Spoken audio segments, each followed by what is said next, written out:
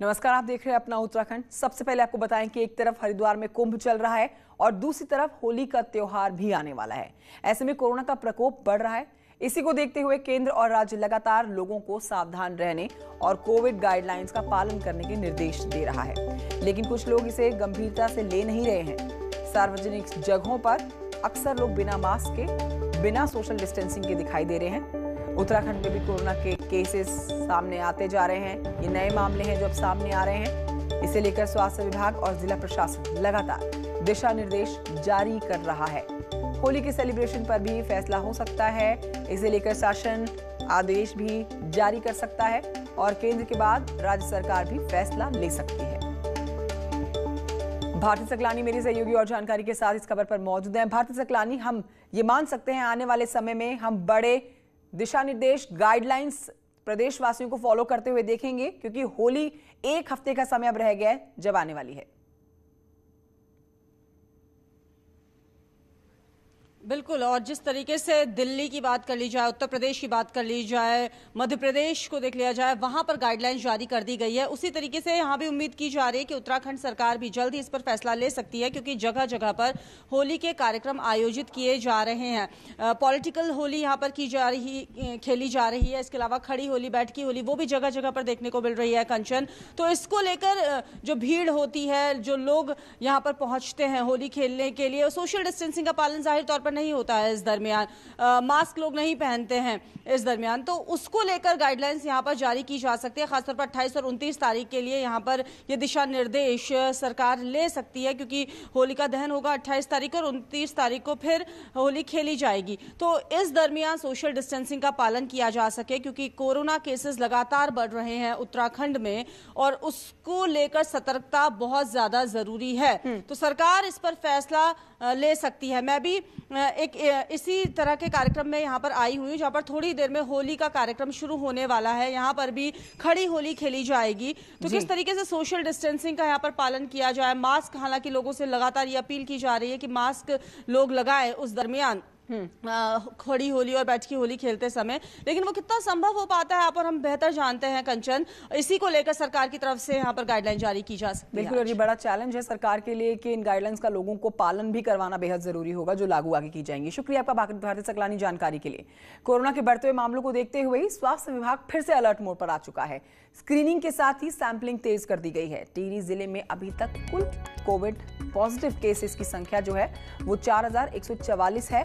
बढ़ते मामलों को देखें अगर, तो स्वास्थ्य विभाग के द्वारा जिले के एंट्री पॉइंट्स पर स्क्रीनिंग और सैंपलिंग तेज कर दी गई है। मास्क और सैनिटाइजेशन के लिए लोगों को बार बार जागरूक किया जा रहा है। लगातार की अवेयरनेस बढ़ाई जाए। बाकी मैं आपके माध्यम से भी कह रहा हूँ, और जैसे आप देख रहे हैं सरकार ने भी बढ़ाई हैं गतिविधियां। वही चीजें हैं कि 2 गज की दूरी, मास्क और सैनिटाइजर, बार बार हाथ धोना, इसका हमें पालन करना होगा, इसका हमें ध्यान रखना होगा। आइए बढ़ते हैं आगे। अब अपना उत्तराखंड में बात करते हैं टिहरी झील बोट के व्यवसायियों की, जो इस बार पर्यटन सीजन से खास उम्मीदें लगाए बैठे हैं और कोरोना के चलते पिछले साल हुए नुकसान की भरपाई भी इसी सीजन में उनकी कोशिश जारी रहेगी। कोरोना के चलते पिछले साल हुए लॉकडाउन से बोट संचालन पूरी तरह से ठप पड़ गया था, जिसके चलते बोट व्यवसायियों को एक बड़ा नुकसान झेलना पड़ा था। बोट व्यवसायियों का कहना है कि इस बार पर्यटन सीजन में खासी उम्मीदें हैं, जिससे पिछले साल के नुकसान की भरपाई की जा सकेगी। कोरोना का संक्रमण है, ये इस तरह जल्दी से जल्दी हमारे उत्तराखंड से बाहर जाए और उत्तराखंड, हमारी जितने भी हमारे पर्यटन स्थल है वो अच्छे ढंग से सुचारू रूप से चलना स्टार्ट हो जाए।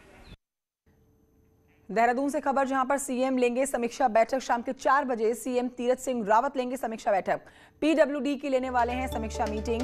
सीएम तीरथ सिंह रावत करेंगे कार्यों की समीक्षा। आइसोलेशन में है CM Tirath Singh Rawat. Video conferencing के जरिए होगी ये मीटिंग।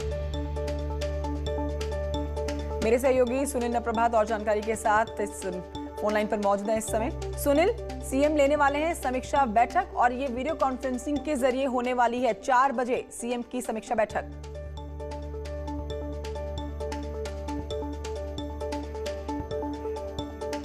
तो अपने सहयोगी की तरफ रुख करेंगे, लेकिन उससे पहले आपको बता देते हैं कि देहरादून से आती हुई ये बड़ी खबर है। सीएम तीरथ सिंह रावत लेने वाले हैं समीक्षा बैठक। शाम के 4 बजे का समय है जब मुख्यमंत्री समीक्षा बैठक लेने वाले हैं। PWD की लेंगे समीक्षा बैठक। इस समय आइसोलेशन में है, होम आइसोलेशन में है सीएम तीरथ सिंह रावत, जो कि तमाम कार्यों की समीक्षा वीडियो कॉन्फ्रेंसिंग के जरिए लेने वाले हैं। सीएम वीडियो कॉन्फ्रेंसिंग के जरिए जुड़ेंगे इस मीटिंग में और ये समीक्षा बैठक शाम के 4 बजे शुरू की जाएगी।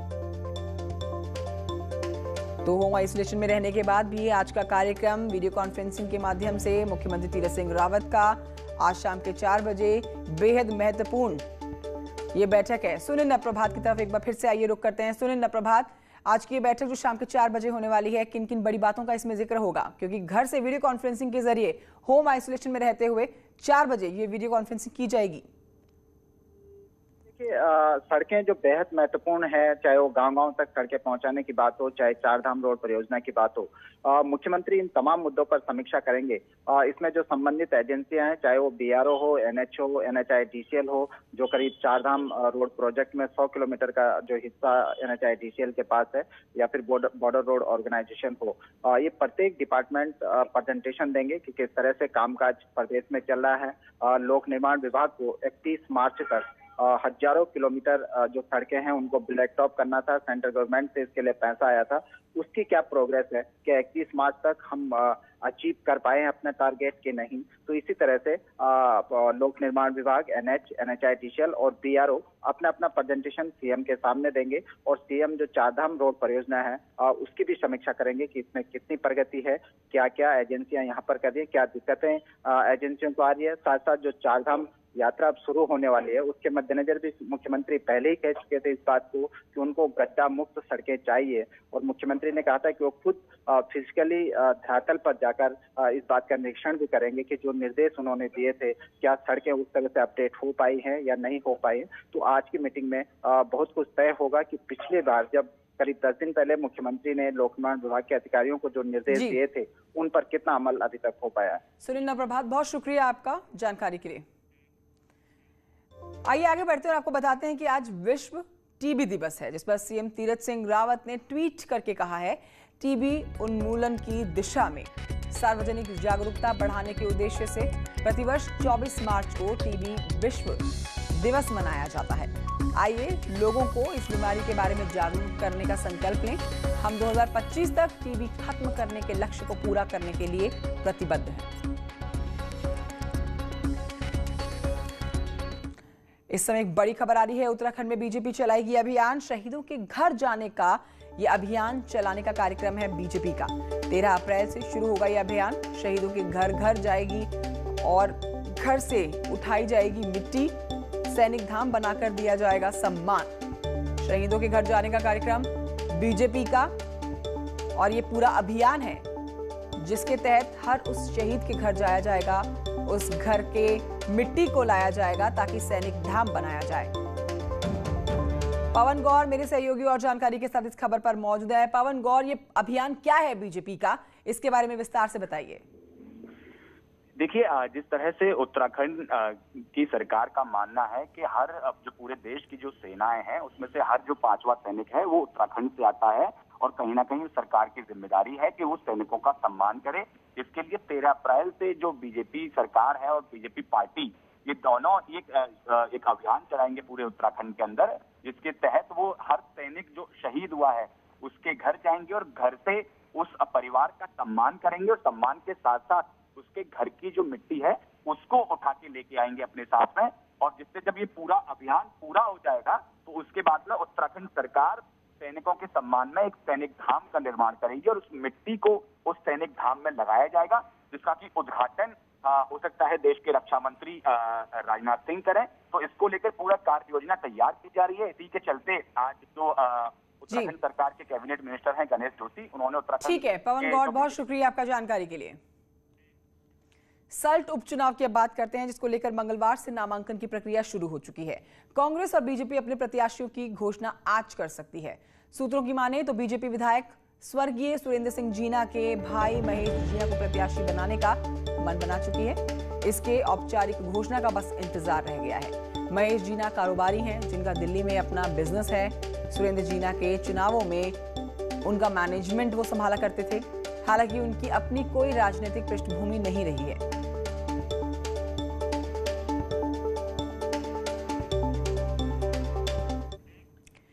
खाने में जायका बढ़ाना हो या फिर शरीर को तंदुरुस्त रखना हो, घी हर परिवार की जरूरत है। सेहतमंद रहने के लिए इस्तेमाल किए जाने वाले घी की आमतौर पर कीमत जो होती है वो 500 से 700 रुपए के बीच में होती है, लेकिन पहाड़ के बद्री गाय के घी की कीमत 5500 रुपए प्रति किलो है और इसकी डिमांड भी बहुत है। देखिए रिपोर्ट।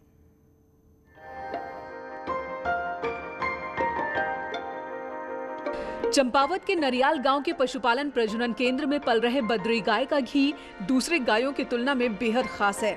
दिन में सिर्फ 3 से 4 लीटर दूध देने वाली बद्री गाय का घी आम गायों के घी से कई गुना ज्यादा महंगा है।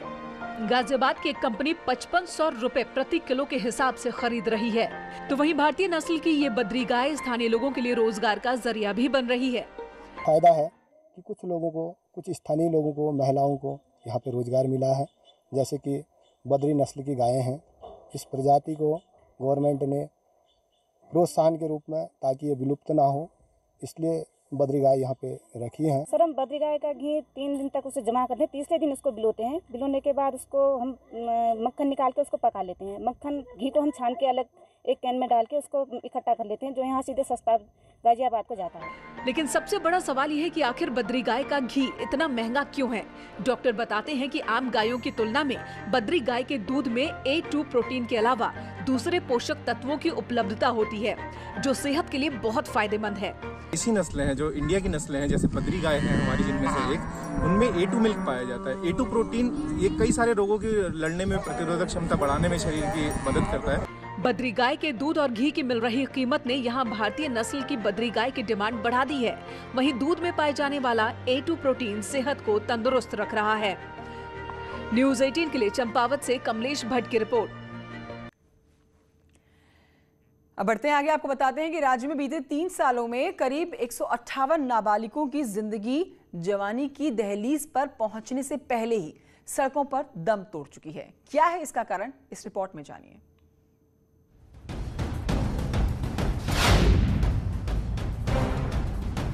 उत्तराखंड यातायात निदेशालय ने एक डाटा जारी किया है जो चौंकाने वाला है।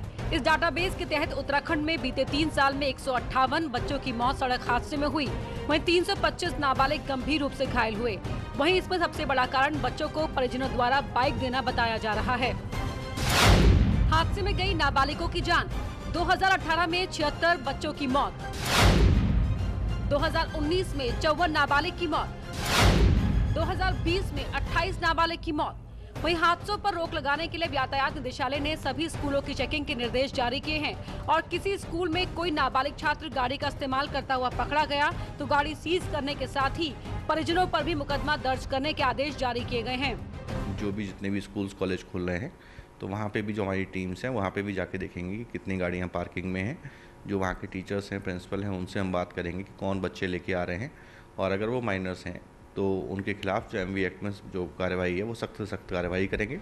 ये वो आंकड़े हैं जो पुलिस की फाइलों में दर्ज हैं, लेकिन कई ऐसे भी मामले पहाड़ी जिलों में देखने को मिलते हैं जो कि पुलिस डायरी में दर्ज नहीं है। इसीलिए अपने बच्चों को गाड़ी देने से पहले इन आंकड़ों को जरूर देखें और अपने बच्चों की सुरक्षा को देखते हुए नाबालिगों को गाड़ी ना दे, जिससे आपके बच्चे सुरक्षित रहे। न्यूज़ 18 के लिए देहरादून सत्येंद्र बर्थवाल की रिपोर्ट। बड़ी खबर आपको बताते हैं, उत्तराखंड प्रभारी हैं दुष्यंत गौतम कल उत्तराखंड के दौरे पर रहने वाले हैं। मंत्रिमंडल के साथ करने वाले हैं बैठक। वीडियो कॉन्फ्रेंसिंग से जुड़ेंगे CM इस कार्यक्रम में। दुष्यंत गौतम उत्तराखंड दौरे पर वीडियो कॉन्फ्रेंसिंग के जरिए मुख्यमंत्री भी जुड़ेंगे।